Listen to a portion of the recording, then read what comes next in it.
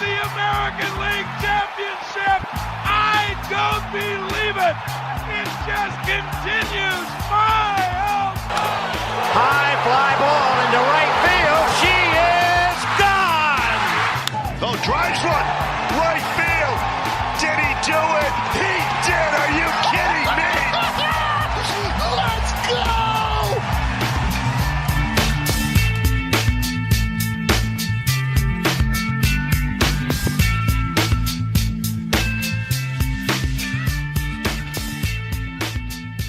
We're back, the FSS Plus podcast. Jason Churchill, Joe Doyle, Casey Bellin behind the glass, and we have news to discuss. Since we last got together, gentlemen, Major League Baseball decided to wake the hell up, and it's absolutely happened. We have a big free agent signing. We have a couple of small deals, a couple of trades, some things to discuss. But I want to talk about the holidays really quick with the two of you, if I could. Before we went live here, I told you how much of a non-fan I am of Thanksgiving, and I actually feel the same way about Christmas. But I'm curious just to because Joe, I believe you said the food is overrated. Am I correct? And you said Thanksgiving food is overrated. Is that your feeling about the holiday that's upon us here this week? I think the food that gets all the headlines is overrated. The sides, though. Let's talk about three sides. Okay, so basically you're not as big of a turkey fan. You're not as big of like a mashed potatoes and gravy fan, right? The Future Stuffing Series Plus podcast. So three things. All right. Baked mac and cheese, okay, change your life. Okay. Garlic mashed potatoes, change your life. Okay. Third, and I don't know how many people have actually both had those these, things would change my life because they both kill me. So you're absolutely 100% That's correct. right. That's right. Third, popovers. I don't know if you guys have ever had popovers, but they are. What is that? What exactly is that? What exactly are we talking about? So a popover, it's like a biscuit. It's a really buttery biscuit, and it's made in like a cupcake tin.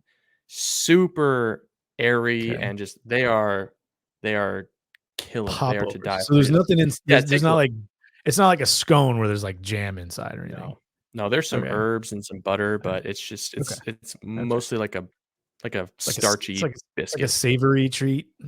For the record, I just Googled popovers, and Google's feature picture features jelly. So just throwing that out there. Oh, I've never had it with jelly. So maybe you can do that with okay. But that's like, just give me a scone, right? Like I don't know, Joe. Like, we live in the same area. The fair every year has the scones.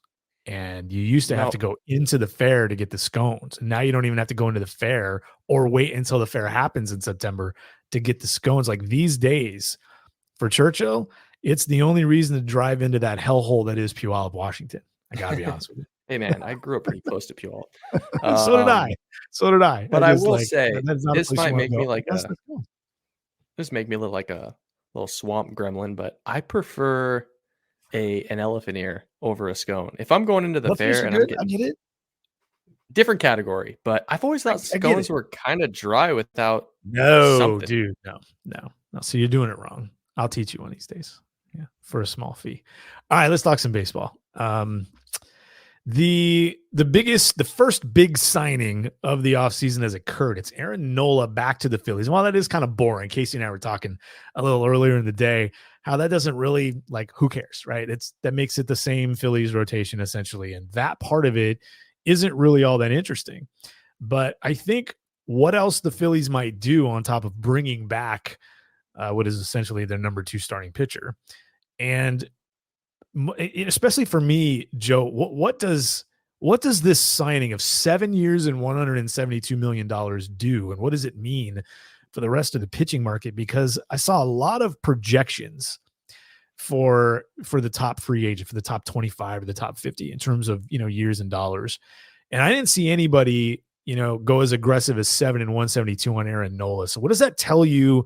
We'll leave the imports out of this for now, but what does that tell you about the market for a Blake Snell, a Sonny Gray, a Jordan Montgomery, and guys like that?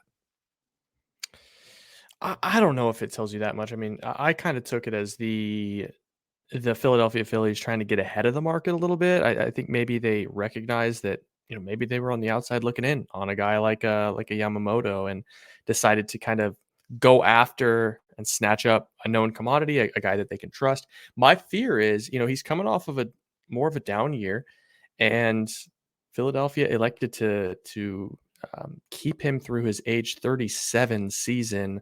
I think a lot of people expected 5 or 6 years there. So, I think the case can be made that you got to tack a year on to some of the other guys in the market. I think it's going to be a pretty competitive market. But if I'm being honest, Jason, and maybe this is kind of pulling away from your narrative, I actually thought the Cardinals going out and landing Kyle Gibson and Lance Lynn and kind of not squashing their need for innings, but at least muting it a little bit. I thought that was kind of the more interesting story. Like, people aren't going to be able to play off of the Cardinals in trade talks and contract negotiations as they once were. So I think Nola probably has the chance to add a year on to some of the better arms on the market, like a Sonny Gray might be in line for a fifth year now. But I don't know. We'll have to see what happens. It definitely got a little bit more expensive. Nothing got cheaper, that's for sure. That is for sure. When I look at that Cardinals rotation, by the way, I still see problems galore. Have you seen, like, I've seen a couple of yeah, it's not good. And while you probably brought up the floor, you did very little for your ceiling. You're like Miles Mikolas and Kyle Gibson and Lance Lynn and a bunch of questions. Is Zach Thomas part of your rotation? Is Steven Matz part of your rotation again?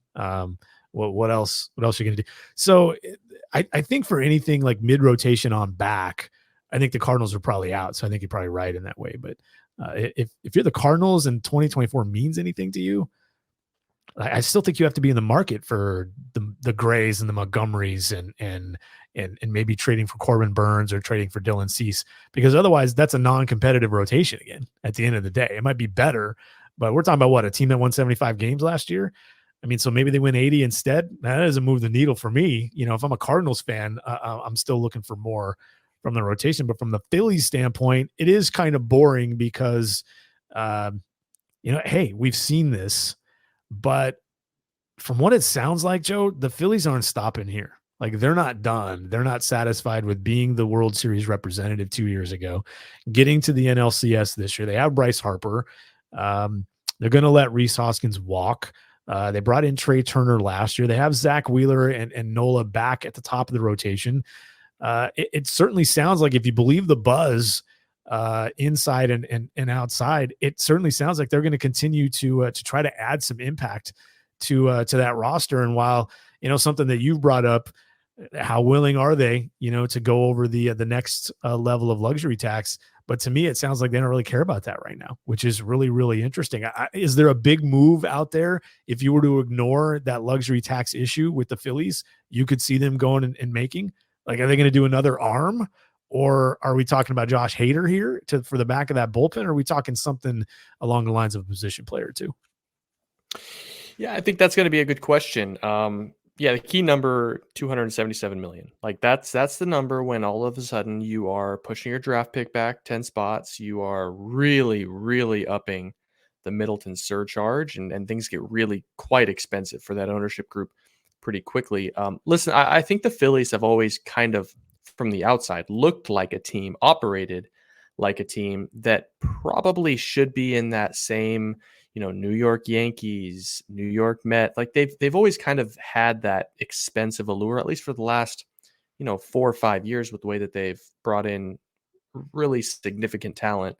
So it wouldn't surprise me if they surpassed 277 million and started, costing ownership more money and costing the team draft selection slots. But, we'll see. Like, I don't know if it's on the pitching side. I think the bullpen could certainly use another arm. I think there's certainly a potential landing spot for Josh Hader. You mentioned this before the show got going, and I think there's probably only like maybe 3 teams. Maybe 4 teams that make sense for a Mike Trout type of an acquisition. I think Philly is certainly in that conversation, and not because they have money. Certainly that plays a part in it, but Brandon Marsh started like a bat out of hell last year, was really good the first 5 or 6 weeks, and then he was largely non-impactful the rest of the way. Yeah. So that's a pretty demanding center field to play. But I think if there was a team that had a guy like I don't know what the prospect package would go back. The Phillies are really, really top heavy in their farm system. But if the Angels could get an Andrew Painter who's coming off of Tommy John surgery, and they wanted to pay down some of that salary and maybe bring back a Brandon Marsh, it's a really interesting construct. Maybe not for this particular episode, but we probably should spend an episode this winter, maybe next week, talking about how you might handle a Mike Trout trade from the Angels standpoint, because the contract is a significant part of this, particularly with Trout starting to age a little bit, starting to miss time with injury, because there are two ways to go about it. Do we dump salary, or do we get back something in return? Do we find some sort of a happy medium? And I'm telling you right now, I don't want to go too deep into this, but if I'm the Angels, I'm like, however I can get the most back in return, that's good for if I can get Andrew Painter by paying down $100 million, like, theoretically speaking, then I guess that's what I'm going to do. I'm going to pay more to get more in return if I'm the Angels. Situations like that, I'm sure, he's got the no trade power as well. Philly, obviously a team, he's interested in Philly. He's from the area, Jersey particularly. It'd become really interesting if that started. I know the buzz is out there that maybe they would try to get Trout, but I think the Dodgers would try to get Trout as well, which is weird because they already have Betts and Freeman and some older guys there. But the Phillies, the bullpen, yes, maybe they're done in the rotation. They spent a lot of money there with Taijuan Walker and Matt Strahm. And now Nola back with Zach Wheeler. They seem to be okay there with a couple of guys that may be able to help them in the next year or two from their farm system. They need something else. You look at that outfield right now. They need something else in that outfield, something of impact in that outfield. It's Brandon Marsh and Connor Brogdon and with Bryce Harper to play first base now, either exclusively or mostly. There's room there. I mean, Kyle Schwarber, obviously you can throw him in left field a little bit. DH is probably a better spot for him, but it sounds like the outfield. If you're the Phillies and you're looking for help, it sounds like the outfield. Let me throw another name at you, Joe. I don't know that this player's team is going to make him available, but if they do, Luis Robert Jr. fits really, really well in Philadelphia, just from a player to a team standpoint. I like that idea a lot. I just my issue with the Phillies, like I said, is their farm system is so top heavy. I mean, it's Mick Abel, it's Andrew Painter, and then there's a pretty significant drop off as you get past the top 3-4 prospects in that system. So I think a lot of people have long theorized that Alec Boehm could be a guy that's potentially moved as an interesting piece for another organization. I think Brandon Marsh is a guy that's interesting to a lot of other organizations. I think you could probably move a guy like Bryson Stott if it was interesting to another organization, if it was a 1-to-1 type of a move. But I mean, it's going to have to be a big league talent for big league talent type of move. And I think the Phillies have a lot of good things going on over there. My issue with the Phillies roster is it's kind of, and this was the issue going into the playoffs for me. And they've overachieved the last couple of years, but they don't have a lot of dynamic talent in that roster. Schwarber is station to station, Castellanos station to station, Bryce Harper station to station, JT Realmuto for everything that he has done over the last 7 or 8 years, and he has been incredible for the position. He's gonna slow down. He's not going to be able to run. So I think they could use a guy that can bat leadoff or a guy that can really run. Maybe that's a Mike Trout. I don't know. But they do have to get a little bit more athletic in the outfield, and they need to get a little bit more athletic at the top of their lineup. And I think there's a number of different ways to do that. Luis Robert would certainly be a way of achieving that. Yeah. Depending on who you look at, the Phillies do have 4 of the top 100-ish prospects in the game. Again, depending on who you trust. After a reassessment this winter, we'll see where you put them, Joe, those guys. But Justin Crawford's a really interesting guy from their farm system as well. And if you're trading with a team, and maybe the White Sox would be this team, if you're trading with a team who's got a couple of years, a guy like Crawford is going to make a lot of sense as a secondary or tertiary piece to a big trade like that. So I don't know. I just, that would be really interesting for Philadelphia. And I think Luis Robert could fit in a lot of places. He doesn't come without risk, but he did just play 145 games and put up some pretty big numbers. So I thought that'd be a really interesting thing for Philly fans to potentially think about. I also think Cody Bellinger fits there, man. I thought that would be a really interesting, if they're going to continue to spend big, Cody Bellinger with Bryce Harper and Castellanos and Kyle Schwarber. And we have to consider the idea that maybe they move a Schwarber or a Castellanos and replace him with a little bit more of an athletic player as well. Neither of those guys really belong playing in the outfield, so they're kind of stuck. And they used to have Rhys Hoskins in that lineup as well, so that was a bunch of 40 grade at best corner outfielders that belonged at first base or DH, and only 3 spots to play those 4 guys in. So that was a Wasn't pretty tough Darren Ruff situation. there for a bit too? Might have been Giants, but I think Darren Ruff was a Philly. He was early on in that. I'm not sure if he and Castellanos overlapped, but yeah, so they've had this issue for a little while. The Phillies really interesting. They play in a pretty competitive division with the Mets, who are definitely going to spend, and of course the Braves, who continue to boast the best roster, I think, in baseball. Interesting. See what the Phillies do moving on. I actually do think, getting back to the Nola impact on the market, I do think it will impact the numbers a little bit. And there's never a way to like prove this, but nobody thought Blake Snell was getting $170 million. And I think there might be a team out there willing to give him $170 million. He did have a significantly better year than Aaron Nola did. He comes with more risk though.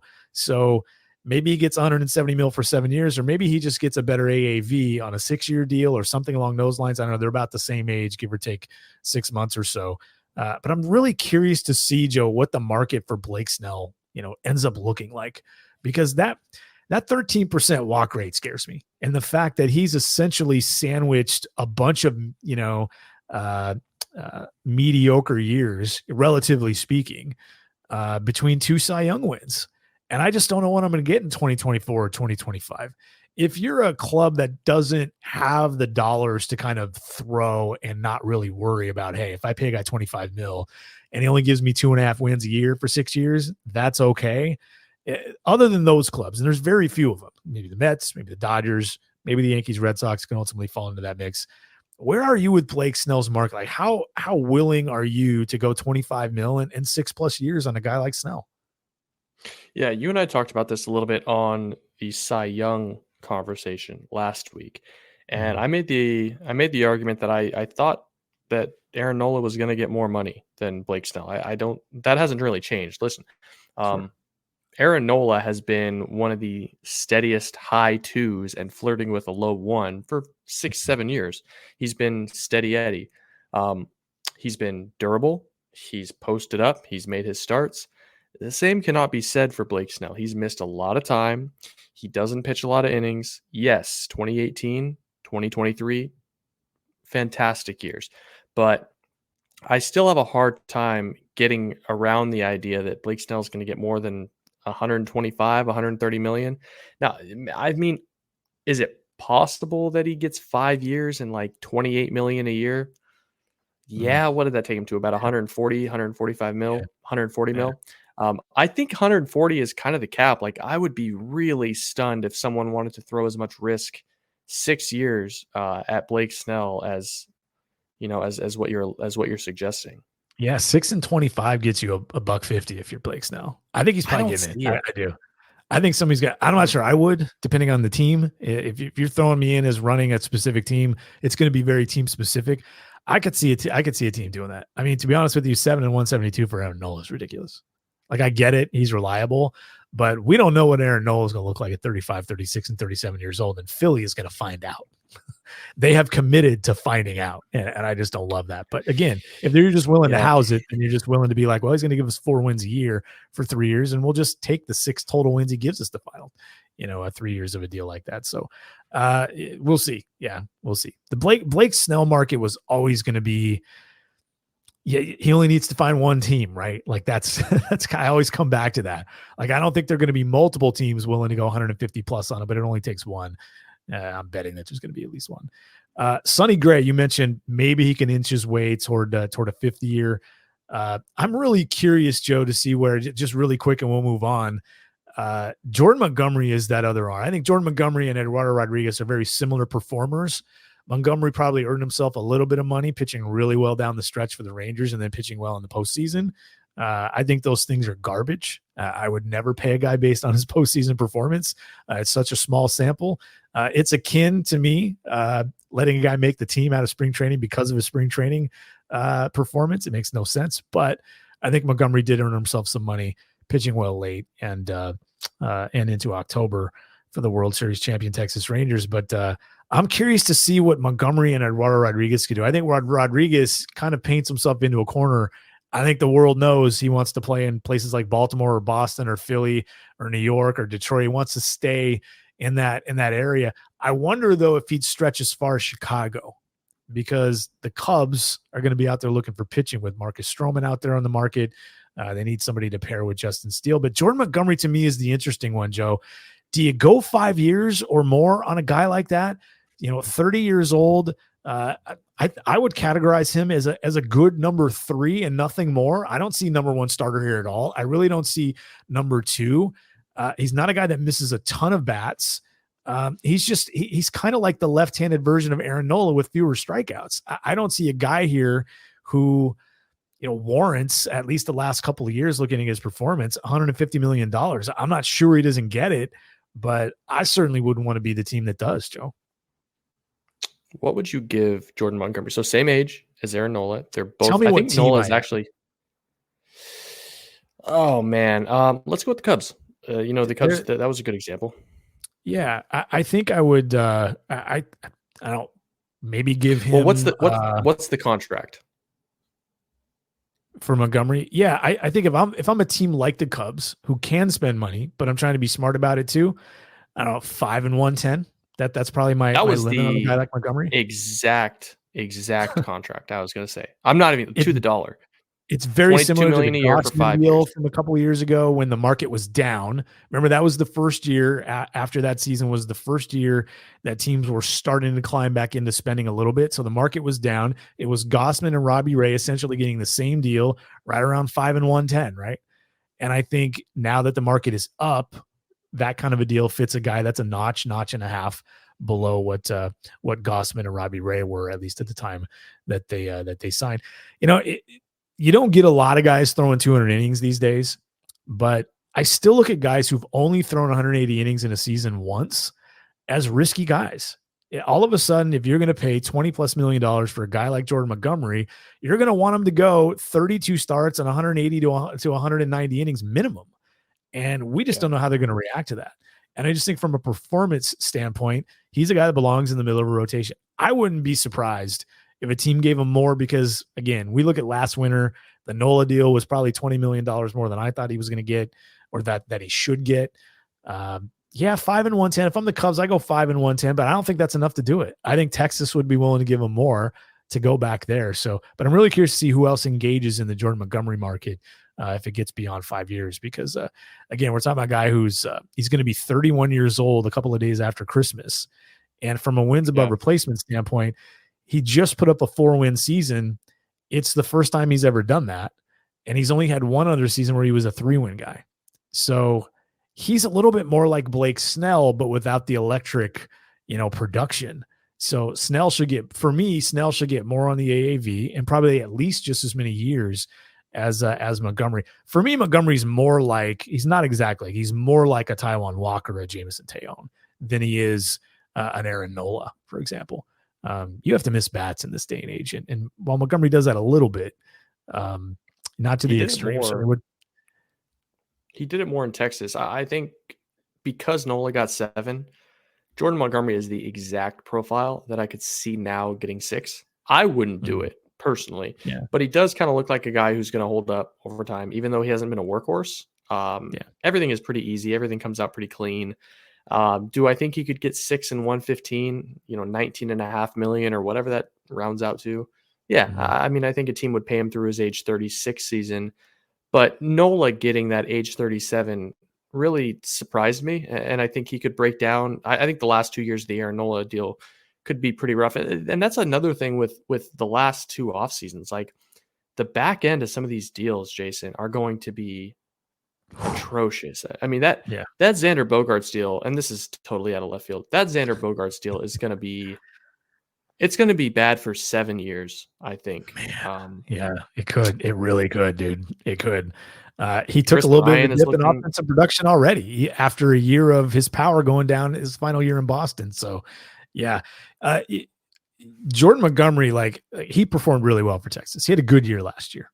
He was good early in the year with St. Louis. He was even better down the stretch with Texas. But when you're looking at like the swing and miss, which is the thing that's missing compared to some of the other guys on the market, his strikeout rate actually went down with Texas versus his time in St. Louis. His ground ball rate went significantly down.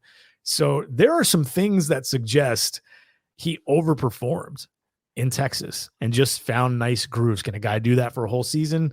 I don't know. We're about to find out, and somebody is probably going to bet on it. But I see Montgomery as a 3, and 20 million, 5 and 21, 5 and 22 is about the furthest I would go. But it really depend on what team I am. If I'm the Yankees, by the way, I'm all over trying to get Jordan Montgomery back. I know he can pitch in my ballpark. He's familiar with it there. I need stability as much as anything in New York behind Garrett Cole. Forget Blake Snell. I'm going for guys that give me 30, 32 starts, and maybe the Yankees are a team that gives Montgomery that extra couple of $1 million and pushes him over $20 million in AAV because, man, they need exactly that, and it's hilarious. They traded him. Was it straight up, by the way, Joe, when they traded Jordan Montgomery, was it straight up for Harrison Bader? Dude, you and I podcasted together that day. We did. We podcasted together that day, and we were like, man, for a team that never has the innings, the Yankees never have the innings.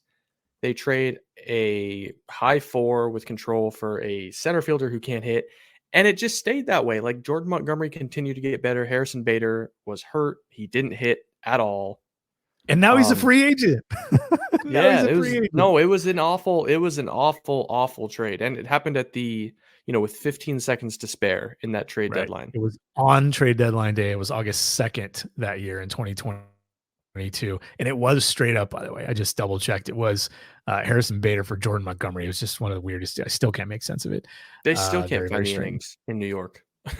and that's why I go right back to Jordan Montgomery and say, what's it going to take? And I might be willing to overpay for him a little bit because I know he's not going to be spooked by pitching in that ballpark. And I know he's not going to be spooked by pitching in New York in particular and dealing with the media and the pressure and all that. I got to take the risk away if I'm Brian Cashman in New York because my job has to be on the line. The pitching market. We've seen one domino fall. We'll see who's next. Guys, we talked, I think, last week or the week before. I don't know. I barely know what date is. It could have been 2 months ago for all I know. But right here on this show, we talked about maybe the Shohei Ohtani sweepstakes holding up the market a little bit. Like maybe some teams waiting around to see what Ohtani was going to do before they did certain other things. Not everything, but certain other things, like certain parts of the market.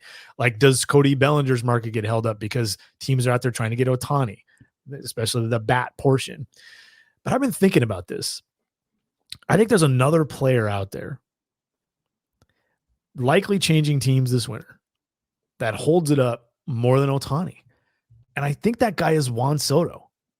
And the reason I think that is because while the Padres were looking to cut back on payroll, all they would have to do is move Juan Soto's deal, let Josh Hader walk, and they'd be at about where they wanted to be. And it might actually give them room and space to go add a player. That's a $33 million projected deal. I think as soon as Soto moves and the Padres can jump into those other markets, whether they get into the heavy stuff with the Montgomerys and the Blake Snells and even Yamamoto, I think Juan Soto is the guy. I think what the Padres do and when they do it probably holds up the mark. Because if you're a free agent, Joe, if you're Jordan Montgomery, you have any interest whatsoever in San Diego, or you just want to use them as a pawn in this and drive your market price up, you'd like the Padres, a big spender in recent years, to be part of that, to be part of your market. And until they move Juan Soto, that's not going to happen. I think what the Padres do with Juan Soto is holding up at least some other things because the Padres are looked at as one of those bigger spenders at this point. The Padres, by the way, I do know, I can confirm, are one of the teams that contacted the agent for Yamamoto. one of the 13 teams that have done that I know of, and it may be 14. So very, very interesting. They want to get down to around $200 million. Trading Juan Soto is the way they do it, and I can't imagine they do anything large with a free agent or a big ticket trade target without moving Juan Soto first, Joe. I'm still stuck on the fact that you're hearing that the Padres are going to spend money, because I've heard, well that's the I haven't point, heard the though. opposite, but everyone has alluded to the idea that they're cutting They it. can't unless they move Soto. They can't unless they move Soto. Like, they can't do anything and do what it sounds like they want to do with their payroll until they move Soto. And it's like they want to get better, but Soto's sitting there kind of holding them up. That's the whole point of trying to, and this isn't really that big of a discussion. It's just, it really sounds like the first, significant domino in a lot of the markets here, especially for the hitters on the market, including a guy like Cody Bellinger, unless he already knows exactly where he's going to go and they're already willing to give him what he wants. Juan Soto, seems to be playing a big part in this, because think about where else Bellinger could land. Bellinger fits in New York. He fits in places like, the Mets and the Yankees. And we've heard the Yankees connection with Juan Soto quite a bit, but Bellinger also fits there. If the Padres end up trading Juan Soto somewhere else, then the Yankees, all of a sudden, Bellinger becomes their number one target. But it sounds like Soto's the guy they want to go grab. So I don't know. I just think, and, with Ohtani not pitching next year and that market being really tiny, being like 3 to 8 teams, I think the Juan Soto situation works itself out. And then I think over the next 10 days, we see a flurry of stuff. Be really interesting to see what happens after Juan Soto is moved. We've talked about the Padres too. Oh, go ahead. Yeah. I was just going to say, we talked about the Padres and their very unique situation. Yeah. I think it's the industry is almost underselling the fact that Juan Soto is going to get moved. Like, Juan Soto is going to get moved. I just, some people calling it a 50-50. Like, I would put Juan Soto being moved at about 80%. I don't see a path forward for the Padres that makes sense with what they're trying to achieve without moving Juan Soto. In terms of, and I think you're right. I think there's probably only 4 or 5 teams that could actually realistically go get him. On the Cody Bellinger thing, I actually don't think that the Cody Bellinger market is necessarily being held up by Juan Soto. It is to a certain degree. They play the same position, kind of. I think pretty much every team with Cody Bellinger, we talked about this a little bit with Blake Snell. I think every team is terrified at the idea of signing Cody Bellinger. And I think his representation is probably out there looking for 10 years, 11 years, 12 years. Why, like, if Xander Bogaerts, if Trey Turner, if some of these players can get 10, 11, 12 years, why can't my client? I think there's a lot of that going on. And it's kind of the same thing. It's like, this guy has been as streaky as they come. Bryce Harper, great example. Like, Bryce Harper, when he was a free agent, had a couple of massive years, but he also had a couple of pretty average, like solid role time player type years. I think they're looking at the Bryce Harper deal going, why can't we get 10, 11, 12 years? And I think the market is probably looking at Cody Bellinger going, man, I sure would like to get that guy for 7 or 8. I sure would like to get that guy for something or for a little bit more palatable. Per and not 28 or for 18 per. 18 per. Like, you don't want to be locked into that deal when the lows have been so low. So I think most teams are just kind of hoping that nobody steps up to the plate and offers him 10, 12 years. And, maybe he can be had for 8 years, $200 million, 8 years, $190 million. But I think the guy, not really flipping the script here, but I think the guy that's holding up the market more than anybody is Yamamoto, personally. I think he's holding up the market more than Shohei Ohtani. I think, like you said, Ohtani has about 3 teams that know they're in the Shohei sweepstakes or will soon know. Yamamoto, like you mentioned, there's 10, 12, 14 teams in on that, and they're budgeting, depending on the team, $200 million plus. And it's probably going to take $250 million to actually land Yamamoto. I think he's the guy that's holding up the Seth Lugo, the Michael Wacha, the Marcus Stroman, like all of those guys play second fiddle. So, he's the linchpin in all this for me. Let me change gears here just a little bit. You mentioned Xander Bogaerts, and Trey Turner, some of the larger deals. and then you went to Harper, large deal, long double-digit year deal. I do wonder, and I don't know if we know the answer to this. I'd certainly love to be a fly on the wall in front offices here.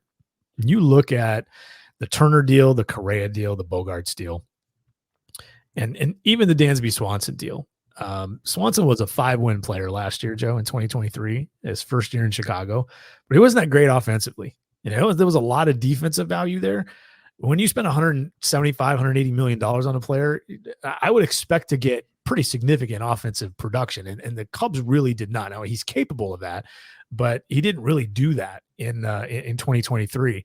Trey Turner obviously had a very off year from a you look at the rest of his career, he had a 108 WRC plus a year ago, 4 points higher than Dansby Swanson. Xander Bogaerts had a 122, and Carlos Correa was below average at 96. Those are the four, players that basically took, $1 billion plus to sign. I wonder if there's a little bit of shock here going on, a little bit of like these teams might be gun shy just in terms of spending big, period, let alone on this type of a player or a player that's been inconsistent, because Trey Turner was like the model of consistent, above average to plus play. And then he comes into his first year in Philly, and while he was good, he wasn't that great. And now he's 30 years old. Yeah, no, I'm with you. I think the sticker shock thing is very real. And I think that started 2 years ago, when Colorado decided to give Chris Bryant $40 million more in 2 more years than any other team, just to get him to Colorado. Things like that. When the Texas Rangers offered, Corey Seager $300 million for a guy with a bad back. I think it almost seems a little bit as though the industry has shifted just in general. It's no longer, well, to land the primo free agent, you've got to offer 1 extra year and $5 million more. It's no, you kind of got to eat 3 terrible, age 37, 38, 39 seasons if you want the top talent. And so because of that, and as long as teams continue to pay those prices, it's going to push the bottom 15 teams in terms of payroll totally out of the market.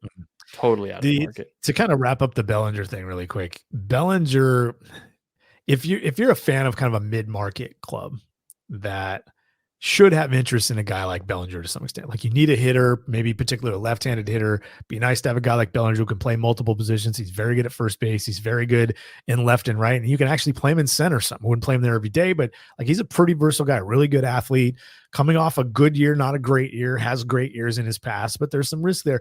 If you're wanting the number to match what your mid-market or low to mid-market team is willing to spend, but you still want to just sit around and hope and pray that the bigger market clubs like the Mets and the Yankees and the Red Sox and the Dodgers and the Rangers and teams like that are smart about Cody Bellinger, because I'm with you, Joe. Yeah.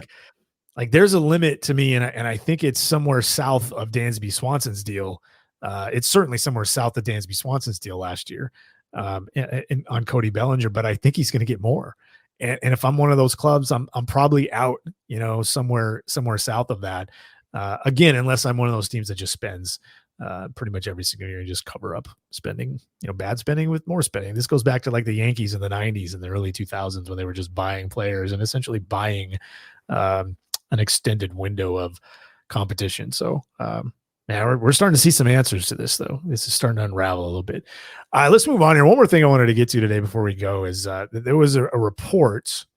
And Casey, I can't remember who reported that. If you can find that while we're talking about that, that'd be great to have.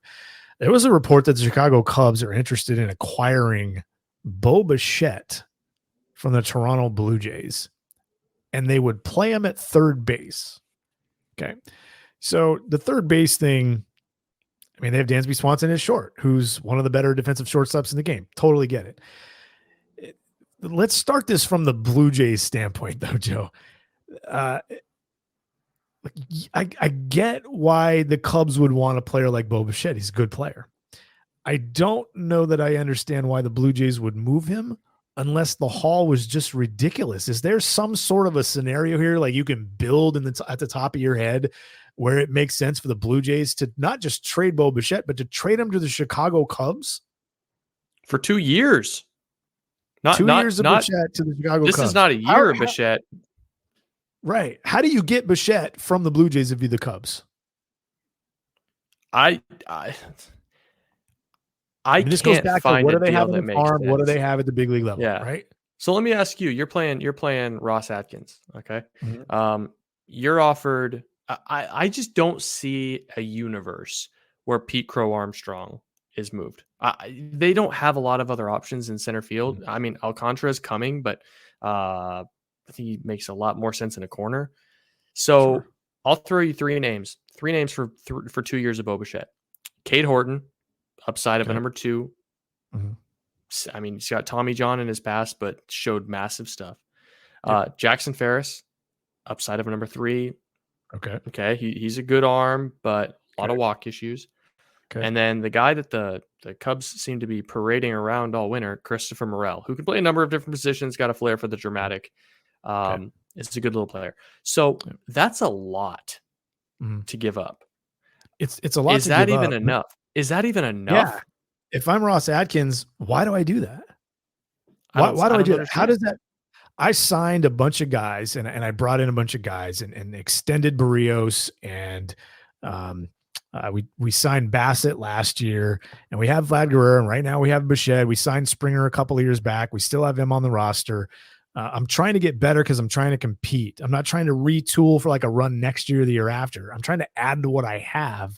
And if I'm trading Bichette, if I'm Ross Atkins anyway, if I'm trading Bo Bichette, I want I want 3+ years of a good starter, or at least to match me with the 2 years of Bichette for a good starter.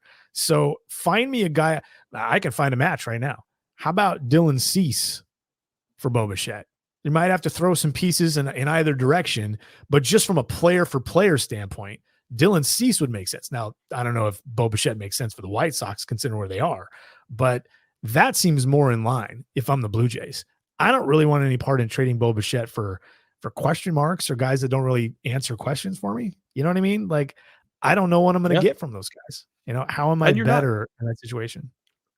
You're not rebuilding. The Blue Jays have a window.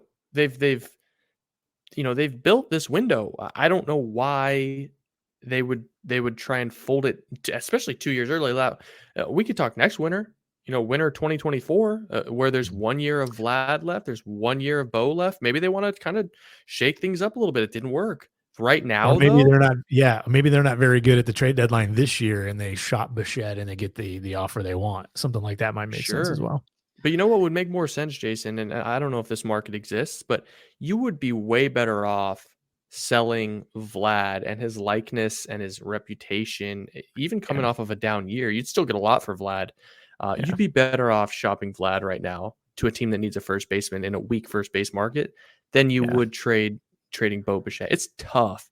It is tough to find I'll call him a star shortstop in this league, a controllable shortstop in this league. And I have a very, very difficult time seeing a universe where the Toronto Blue Jays sign Vlad to an extension and move Bo for more marginal pieces. I don't see it. Yeah. They have enough marginal pieces on that roster already. Bo Bichette was a 5-win player in 2021 in 159 games. He was a 4.5-win player in 2022 in 159 games. He missed a little time in 2023. Remember the injury he had? He played 135 games. It was almost worth 4 wins still. The numbers are very, very similar offensively. I would call him adequate defensively at shortstop. Would you agree that adequate still seems to fit Bo Bichette?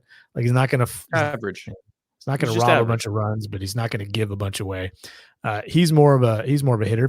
If you have room for him at second, maybe that makes sense. And I certainly get the third base thing as well. And I think that's the other side of this too. If you're the Cubs, and it was thank you, Casey. It was John Paul Morosi reporting that the Cubs had interest in Bo Bichette and playing him at third base. The third base part here, Joe, really kills me too, because if I'm on the Cubs end of this, and And I have to give up, even if we just stay on the prospect part of this, and I have to give up like 3 really good young players like that we think are going to be able to help us in the next year or two.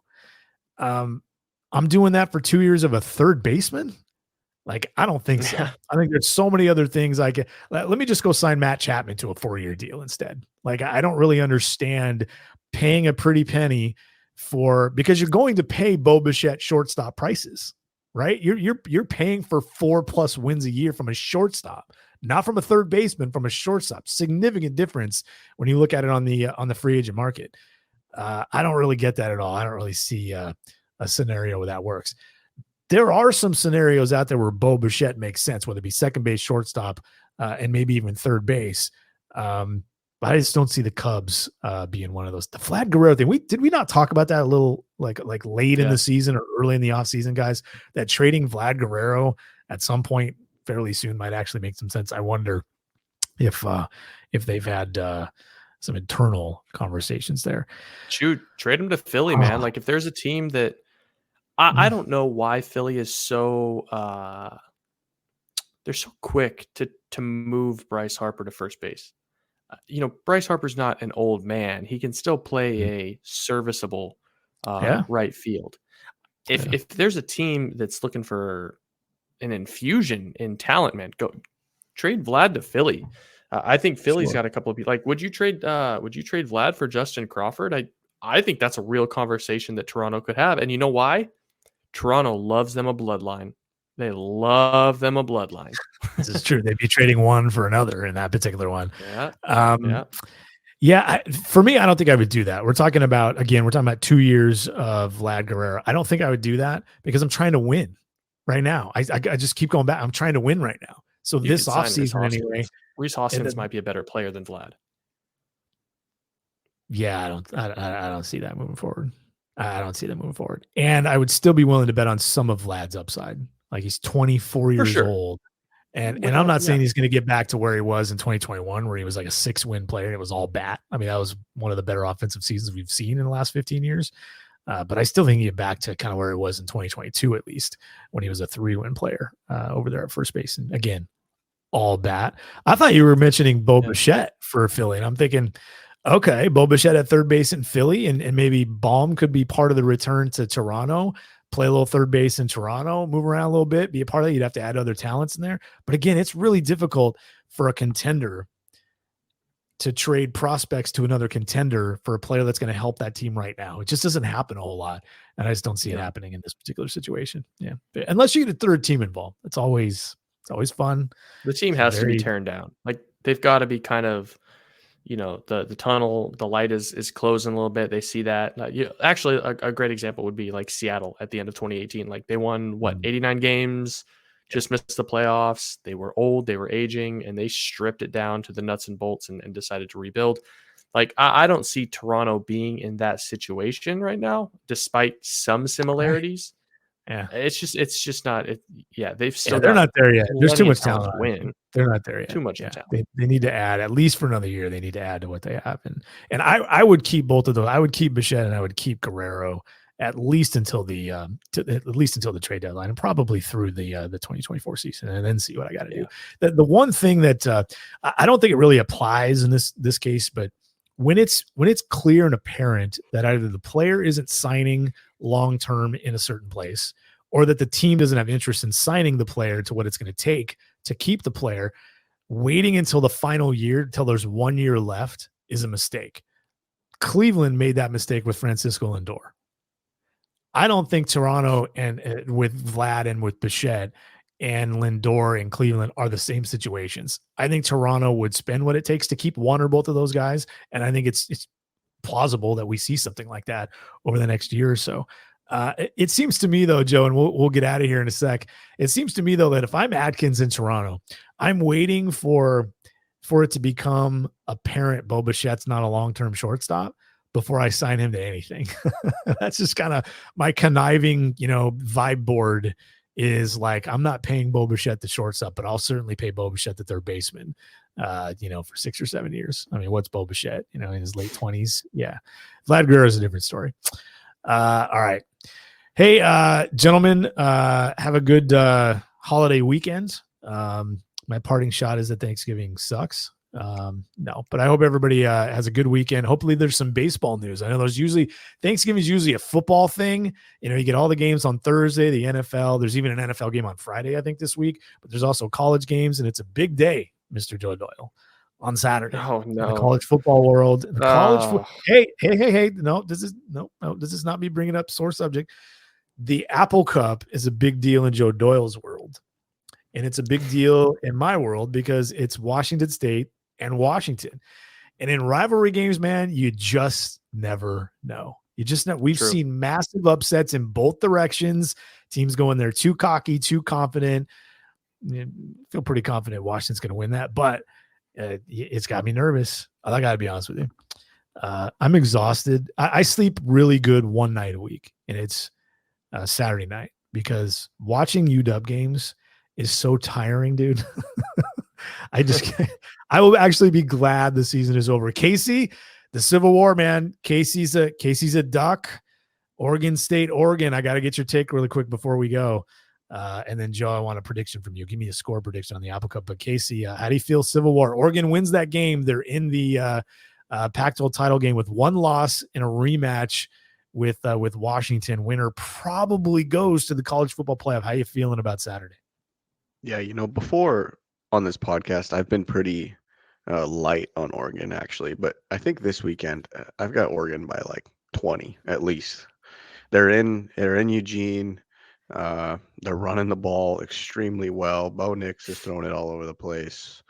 And that game's actually on Friday, not Saturday. That was my mistake there. So you're feeling really good about that. I would be too. Yeah, I'm feeling pretty good about it. And Jonathan Smith, not that he isn't a great coach, but he might have half a foot out the door. 1 foot out the door. Yeah. I see where you're going there. The one thing about Oregon State that holds me back is their quarterback's not good. I think to beat Oregon, you have to have a really good. I think that's your only shot. You have to have a really good quarterback. Your quarterback has to be really good, and I don't think they have that yet. Give me a score, Case. Civil War. Oh, on the spot, we'll go 42-21. Okay, 42-21. That's 5:30 Pacific time. I think that game's on Fox, so that'll be fun on Friday. Joe, give me an Apple Cup score. I think it's going to be interesting for at least a little while. I think Cameron Ward can do some things. I know this is a baseball show, but give me a prediction for the Apple Cup. Well, I'll never, ever publicly take the Dogs over the Cougs. Privately, I might have a different idea for how this game is going to go, but it's going to be 37-34 Cougs. Wow. And I predict this is going to be the rapture for my Twitter account. I will lose hundreds and hundreds of followers. And you should not care one single bit. If your team upsets the unbeaten number 4 ranked team in the country in the rivalry game to end the season, which is probably the final Pac-12 game for your school, for both schools, you should not care one bit about losing hundreds of followers on Twitter for bragging about that and you doing that. Good stuff. We'll get back to baseball next week. Gentlemen, have a good holiday. Appreciate it. Ladies and gents out there in the baseball world, the hot stove is, it's hot. It's hot. Don't touch it. It's really hot. Yeah. It's getting there. It's been fun. All right. We'll talk next week. This has been the FSS Plus Podcast. So just chill till the next episode.